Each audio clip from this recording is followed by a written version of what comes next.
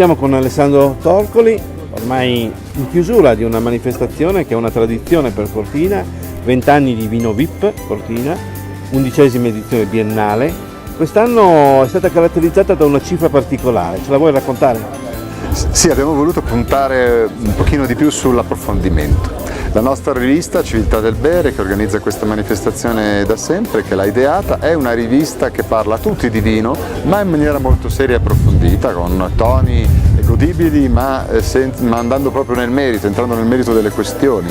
E quindi, siccome siamo riusciti, e questo è il nostro punto di orgoglio, a creare un evento in cui riuniamo delle persone molto competenti di vino, dalla produzione, i tecnici, i commerciali, ma anche gli appassionati, cioè professionisti insieme ad appassionati, tutti accomunati da questa grande voglia di capire meglio il vino, non solo di degustare i buoni vini. Allora abbiamo voluto un pochino calcare un po' su questo aspetto dell'approfondimento, creando 3 seminari anziché uno solo talk show come si chiamava nel passato. Invece questa volta abbiamo fatto 3 seminari su 3 temi molto importanti. Uno erano i suoli, la capacità di trarre dal suolo la massima espressione di un vino. L'altro è la sostenibilità, che è un tema di estrema attualità per gli appassionati di vino e per chi fa vino.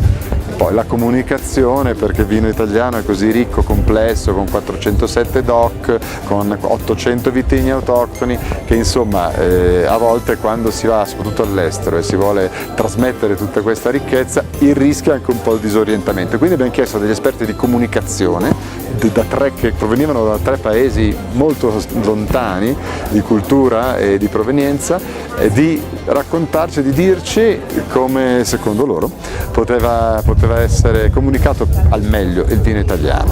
Quindi questa è un po' la caratteristica. Poi ieri sera è una bellissima chiusura, poi, no? Ieri sera è stata bellissima. Particolare perché in qualche modo anche qui c'è stato un coinvolgimento di partecipanti, non la solita cena ingessata, no?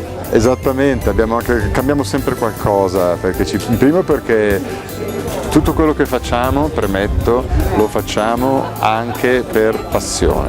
Quindi nella nostra professione abbiamo il grande dono che ci è stato fatto, in qualche modo il vostro lavoro coincide con la passione, che mi rendo conto che non è per tutti così, e quindi è davvero una grande cosa. E quindi anche noi stessi, quando facciamo le cose, le andiamo a cambiare perché ci rendiamo conto che è un elemento di novità che rende tutto un pochino più eccitante. Quindi quest'anno, per esempio, abbiamo eliminato la cena di gala classica, abbiamo organizzato un barbecue ai rifugi sulle Tofane. Eravamo a oltre 2000 metri. Sì, abbiamo mangiato in 2 rifugi, uno era 2002 e uno era 1700 e l'altro 2005. Quindi insomma, un'esperienza abbastanza estrema. Sì, poi siamo andati su quelle funivie, il tempo in montagna non si sa mai come sarà, per cui c'è quell'elemento anche un po' di rischio. È andato tutto bene ed è stato molto apprezzato questa cosa informale, con i migliori vini dei produttori che partecipano a Vino VIP, e un grande barbecue firmato dalla trattoria Falconi, che ci segue da tanti anni, in particolare Marco Falconi, che è il nostro capo sommelier.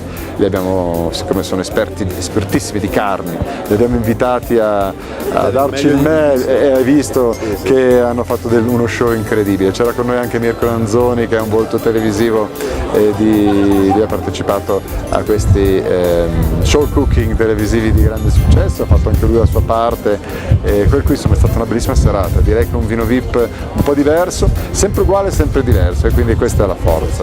Questa ultima giornata, questa mattina, l'abbiamo inaugurata con un personaggio che nel mondo dell'enologia è una firma, e il quale ci ha raccontato molte cose interessanti anche su questi cambiamenti climatici che un po' preoccupano. Certo, il cambiamento climatico è il grande tema del vino, più di tutti gli altri forse, perché lo viviamo tutti, abbiamo visto cosa succede. E non è tanto e solo l'innalzamento delle temperature, per esempio, che è un problema generale, ma è anche l'imprevedibilità di eventi estremi, è questo che fa più male alla viticoltura. Grandinate devastanti, piogge torrenziali e poi periodi di siccità prolungati. Danni che si prolungano nel tempo, poi non sono limitati sono danni che poi compromettono anche le campagne successive, le vendemmie successive, insomma è molto complicata la questione. E nel merito oggi, stamattina, abbiamo affrontato il problema del caldo, cioè in una risposta a Riccardo Peparella ha soprattutto la tua bella intervista che gli hai realizzato per ricordare i 50 anni di carriera di un enologo che veramente il nostro punto d'onore famoso in tutto il mondo, lavora in tanti paesi diversi, ha una grande esperienza e quindi sul punto del clima ha raccontato e spiegato come l'innalzamento in alcune regioni italiane del clima può portare effettivamente a lungo termine a un innalzamento del grado alcolico dei vini, che è una cosa negativa sotto tanti aspetti, no? Primo perché il vino non è più equilibrato, secondo perché è troppo alcolico dà fastidio a molte persone, insomma per tanti motivi. E come si fa a coniugare la maturità del frutto? Perché se tu aspetti che l'uva maturi propriamente per poter fare il vino, poi hai l'alto grado alcolico. E come si fa a coniugare maturità del frutto e grado alcolico? Allora, in alcuni casi riescono a gestirlo in vigna molto bene, e chapeau a chi riesce a farlo, e hanno vini con gradazioni umane e maturità, ma in alcuni casi è quasi impossibile. Allora, le due vie, raccontava, sono quella usata negli Stati Uniti principalmente dell'acqua, quindi della diluizione dei vini e dei mosti, anzi prima che dei vini dei mosti, perché viene fatto prima, e la dealcolazione, che è una pratica che usando la tecnologia ti consente di ridurre anche fino a 2 gradi il vino. Ecco, Riccardo propendeva per la prima, dice perché sostiene sia meno invasiva per l'armonia finale del vino, perché agisci prima sul mosto, poi quel mosto diventa un vino. Se invece tu fai un vino e poi lo trasformi togliendogli 2 gradi d'alcol, è un intervento un po' più invasivo, diremmo. Si può rompere l'equilibrio di quel vino. Ecco. E poi c'è stata quella bellissima degustazione guidata da Riccardo dei suoi 19 selezioni, diremo, dove lui è consulente, giusto? Sì, lui è consulente di un centinaio d'aziende, abbiamo chiesto ad alcuni, abbiamo scelto 19 casi emblematici, alcuni molto famosi che sono stati i suoi cavalli di battaglia, l'origine dei suoi successi come Montevetrano e Terra di Lavoro, e altri nuove consulenze delle sfide che ha in alcuni territori. Lui è una persona molto curiosa che ama prendere incarichi in territori estremi e quindi ci è piaciuto portare dei vini diversi. Tra l'altro abbiamo avuto ospite Bruno Vespa, che dopo 2 anni è ritornato con i suoi vini.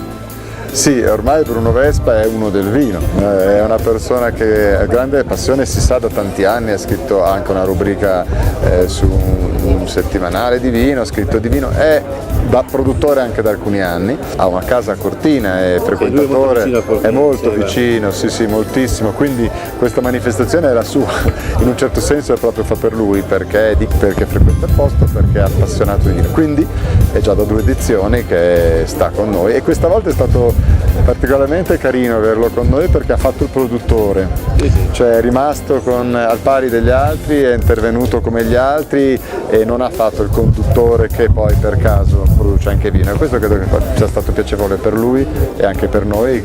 Si è calato nella parte benissimo, noi l'abbiamo intervistato, abbiamo cercato di sollecitare su altri temi, ha detto no, non parlo di altro, oggi sono qui per parlare di vino, ed è molto bello. Adesso siamo qui, siamo sulle Tofane, bellissimo il tempo che si muove, le nuvole che scorrono alle tue spalle, alle mie spalle, e qui all'interno abbiamo un po' il tasting per eccellenza. Come lo definisci, il tasting delle Aquile? Il wine tasting delle Aquile è il grande classico di Vino VIP Cortina. È l'unica cosa che non è mai cambiata di una virgola da 20 anni ed è per noi il gran finale. Qui vengono invitati da Civiltà del Bere 55-57 massimo produttori di vino, il limite è dato dagli spazi, questo per noi è una garanzia di selezione di qualità, è anche un po' un problema politico perché non sapete quanti produttori ogni anno cercano, dobbiamo lasciare fuori, è antipatico, però cerchiamo di gestire la cosa perché deve rimanere un tasting esclusivo, particolare, e sono 57 aziende tutte di grande valore, alcune sono ultra storiche, abbiamo qui Sassicaia, abbiamo Masi, abbiamo Ferrari, scusate se prendo 3 esempi emblematici e non cito tutti, ma altre sono invece novità, in realtà più recenti, ma che già hanno saputo in questi anni, magari esistono da 10 anni, da 15 anni, ma hanno saputo tirar fuori un carattere particolare che le rende delle compagne di viaggio dei grandi storici produttori già pronti, quindi poi ogni edizione c'è un piccolo turnover chiaramente per lasciare assaggiare e dare spazio anche ad altri, e comunque è vero, è proprio questo, è l'evento emblematico di Vino VIP Cortina. Allora Alessandro, abbiamo un po' visto tutta la manifestazione, non ti vogliamo chiedere altro, anche perché ti aspettano, vedo che quando sei in giro sei sempre assalito dai tuoi fan e da altre persone che in qualche modo vogliono parlare con te, e quindi ti lasciamo e buon finale di Tasting delle Aquile e alla prossima edizione. Grazie Luigi, ci vediamo nel 2019. Grazie ancora. Saluti. Sì.